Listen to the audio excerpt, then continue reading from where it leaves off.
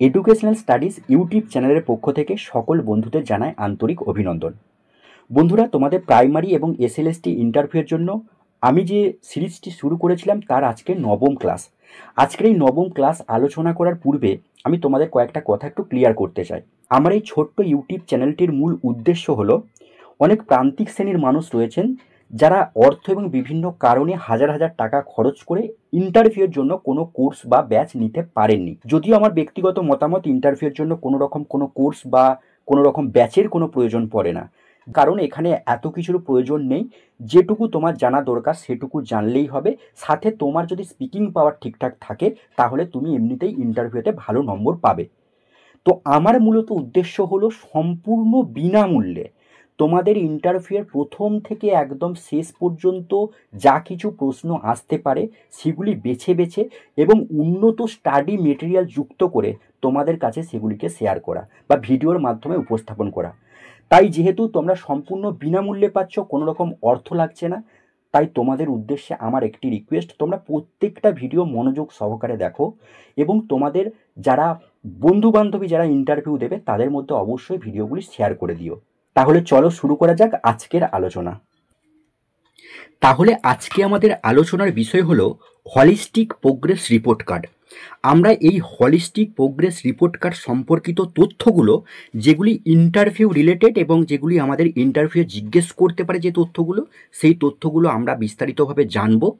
এবং তার সাথে সাথে আমাদের পশ্চিমবঙ্গ প্রাথমিক শিক্ষা পর্ষদ বা West Bengal board of primary education থেকে যে হলিস্টিক প্রোগ্রেস রিপোর্ট কার্ডটি দেওয়া হয়, সেখানে কি কি বিষয়বস্তু রয়েছে, সেই জায়গা থেকে আমাদের কি কি প্রশ্ন করতে পারে সেগুলো আমরা আলোচনা করব। তাহলে দেখো, প্রথমে আমরা দেখব এই যে হলিস্টিক প্রোগ্রেস রিপোর্ট কার্ড, যেটাকে আমরা বাংলাতে বলছি সার্বিক প্রগতি নিদর্শনপত্র, এটা আসলে কি?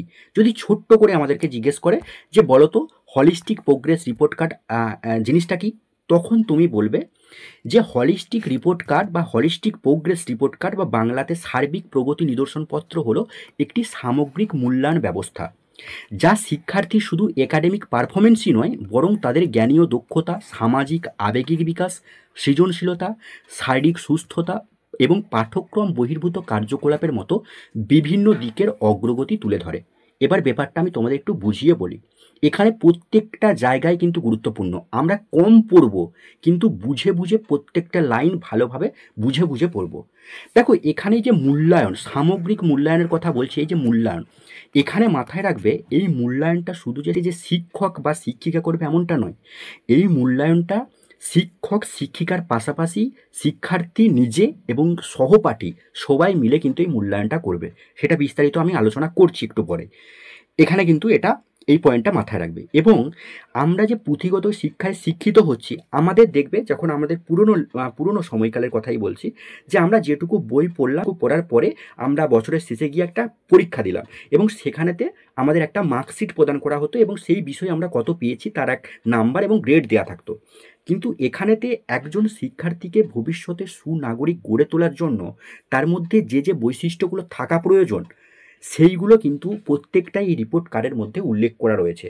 অর্থাৎ একটা শিক্ষার্থীর মধ্যে সার্বিক বিকাশের যে চিত্র, সেই চিত্রটা এই হলিস্টিক প্রোগ্রেস রিপোর্ট কার্ডের মধ্যে তুলে ধরা হয়েছে। বোঝা গেছে? এবার একটি শিশুর সার্বিক বিকাশের ক্ষেত্রে এটি অত্যন্ত গুরুত্বপূর্ণ ভূমিকা পালন করে, কারণ এটা প্রথাগত পরীক্ষাভিত্তিক মূল্যায়ন থেকে সরে এসে শিক্ষার্থীর 360 ডিগ্রি, অর্থাৎ পুরো দিকের 360 ডিগ্রির দৃষ্টিভঙ্গি দেয় এবং তাদের সামগ্রিক বিকাশে মনোযোগ দেয়। ব্যাস এইটুকু অংশ তুমি বলবে বা তুমি তোমার মতো করে গুছিয়ে বলে নিতে পারবে। মানে টোটালটাই হলো যে এই একটা এমন একটা রিপোর্ট কার্ড যেখানে শিক্ষার্থীর সার্বিক বিকাশের চিত্র এই রিপোর্ট কার্ডের মধ্যে তুলে ধরা থাকবে। অর্থাৎ ভবিষ্যতে সুনাগরিক শিক্ষার্থীকে করে তোলার জন্য তার মধ্যে যে গুণাবলী থাকা প্রয়োজন সব কোটাই কিন্তু এই হলিস্টিক প্রোগ্রেস রিপোর্ট কার্ডের মধ্যে উল্লেখ থাকবে। ব্যাস হয়ে গেল। এবারে দেখব এর কিছু বৈশিষ্ট্য। দেখো, প্রথমেই যেটা বললাম যে 360 ডিগ্রি মূল্যায়ন, অর্থাৎ এখানেতে শিক্ষক নিজে, সহপাঠী এবং শিক্ষার্থী সবাই মিলে কিন্তু এই মূল্যায়নটা করতে পারবে, যা একটা সামগ্রিক চিত্র এই রিপোর্ট কার্ডের ক্ষেত্রে আমরা দেখতে পাবো।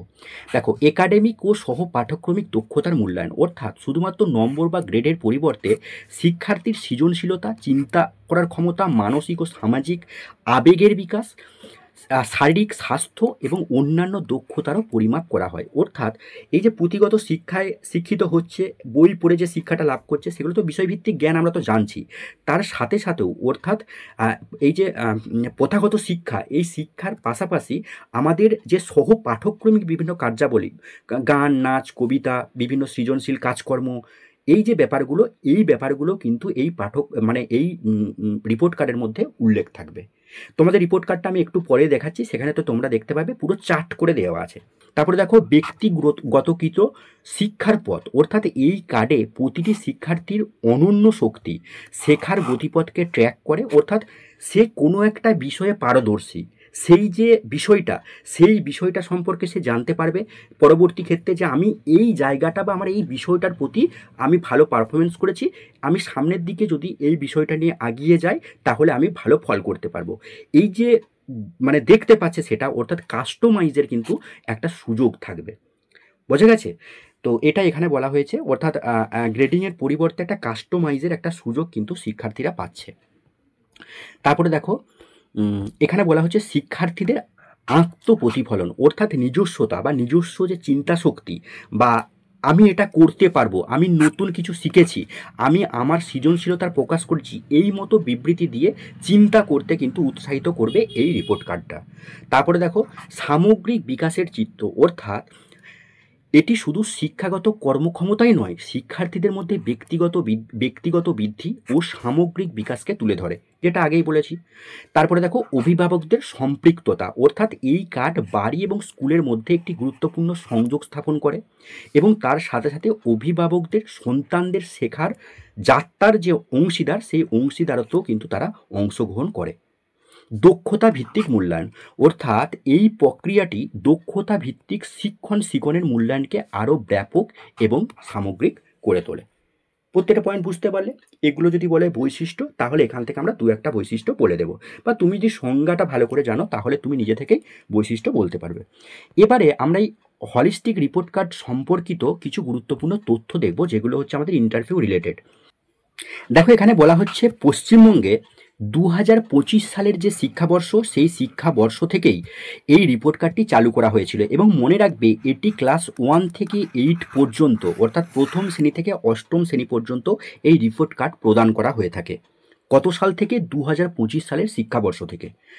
ন্যাশনাল এডুকেশন পলিসি বা NEP 2020 এর সাথে সঙ্গতি রেখেই আমাদের পশ্চিমবঙ্গ সরকার সামগ্রিক বা হলিস্টিক প্রোগ্রেস রিপোর্ট কার্ড চালু করেছে। আর এই পয়েন্টটা দেখো, এটা কিন্তু তোমরা মাথায় রেখো যে হলিস্টিক প্রোগ্রেস রিপোর্ট কার্ড এটা চালু হবার আগে পশ্চিমবঙ্গ কিন্তু আমাদের একটা রিপোর্ট কার্ড দিত, যেটার নাম হলো যে নিরবিচ্ছিন্ন সার্বিক মূল্যায়ন প্রগতিপত্র। অর্থাৎ এই হলিস্টিক রিপোর্ট কার্ডটা যবে চালু হয়েছে তার আগে পর্যন্ত এই রিপোর্ট কার্ডের পরিবর্তে যে রিপোর্ট কার্ডটা দেওয়া হতো সেটার নাম হচ্ছে নিরবিচ্ছিন্ন সার্বিক মূল্যায়ন প্রগতিপত্র। তার ছবিটা দেখো আমি এখানে দিয়ে রেখেছি, তোমরা দেখতে পাচ্ছ। এই তিনটা পয়েন্ট এই হলিস্টিক প্রোগ্রেস রিপোর্ট কার্ড থেকে তোমাকে মনে রাখতে হবে। এবারে আমরা দেখব যে প্রাথমিক শিক্ষা পর্ষদ থেকে যে হলিস্টিক প্রোগ্রেস রিপোর্ট কার্ডটা দেওয়া হয় সেটা দেখতে কেমন, কী কী বিষয়বস্তু রয়েছে। দেখো এটা তার ফ্রন্ট পেজ, তোমরা দেখতে পাচ্ছ এখানে শিক্ষার্থীর বিভিন্ন তথ্য দেওয়া কথা বলা হয়েছে, অর্থাৎ ছাত্রছাত্রীর নাম, জন্ম তারিখ, এই সমস্ত ব্যাপারগুলো রয়েছে। এবারে এখানেতে দেখো আমরা দেখলাম একটা শিশুর মধ্যে যে সামগ্রিক যে বিকাশ, সেই বিকাশের চিত্রটাই তো এই রিপোর্ট কার্ডেতে উল্লেখ করা থাকে। তাহলে প্রথমেই দেখো রয়েছে ব্যক্তিত্ব ও জীবনশৈলীর বিকাশ। এখানের গ্রেড, তোমরা যদি গ্রেডটা দেখো কিভাবে দেয়া হচ্ছে, যদি কোনো শিক্ষার্থী A পায় তাহলে তার অর্থ খুব ভালো, B পেলে ভালো, C পেলে সন্তোষজনক, আর যদি D পায় তাহলে হবে তাকে আরও উন্নীত বা তাকে আরও উন্নতির প্রয়োজন রয়েছে তার সেই ব্যাপারেতে। এবারে এখানে কী কী দক্ষতার কথা উল্লেখ রয়েছে দেখো। প্রথমে রয়েছে শ্রবণ দক্ষতা, সংযোগের দক্ষতা, সমানুভূতির দক্ষতা, সহযোগিতার দক্ষতা, কথোপকথনের দক্ষতা, বন্ধুত্ব স্থাপনের দক্ষতা, সমস্যা সমাধানের দক্ষতা বা দ্বন্দ্ব নিরসনের দক্ষতা। তারপরে দেখো এখানে দেখতে পাবে মানসিক চাপ মোকাবিলার দক্ষতা, সিদ্ধান্ত গ্রহণের দক্ষতা, পারস্পরিক সম্পর্ক রক্ষার দক্ষতা, সাংগঠনিক দক্ষতা, আবেগ নিয়ন্ত্রণের দক্ষতা, শ্রদ্ধা জ্ঞাপনের দক্ষতা, দৃঢ় মত প্রকাশের দক্ষতা এবং নেতৃত্বদান। এই প্রত্যেকটাই কিন্তু তোমরা দেখো এখানেতে ব্যক্তিত্ব জীবনশৈলীর বিকাশের মধ্যে অন্তর্গত রয়েছে, দেখতে পেলে।